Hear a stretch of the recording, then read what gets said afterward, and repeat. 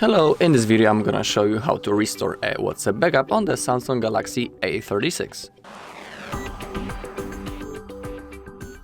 Okay, so let's begin.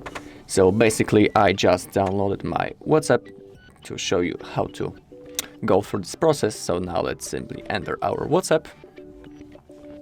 As you can see, the app welcomes us. In here, select your language. Now click on agree and continue.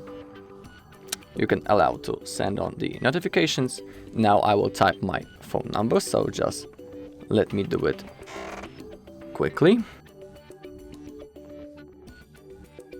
Okay. So once you have typed your phone number, simply now click on continue. You can allow to give access to your contacts and allow to access music and audio. In here you can also click on allow all, and as you can see we had looking for backups, but it disappeared really fast. And now we simply need to click on restore. As you can see, I made up my backup 5 minutes ago. You can also see the size and the account on which the backup was made. Also, please remember to be logged into the same Google account, otherwise you won't be able to restore. And if you don't know how to create a WhatsApp backup, also on our channel we have a video how to create such a one, so if you want you can look for it. So now all we need to do is to click on this green button restore. It's gonna take a few seconds.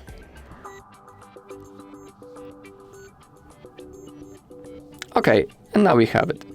As you can see, 23 messages restored. Your media will restore in the background. Now we need to simply click on next. In here you need to type your profile info, your name. I'll just leave the test.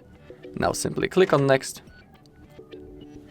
And now, as you can see, all of the messages have been successfully restored, including the videos. Alright, so if you find this video helpful, please leave a like, comment and subscribe.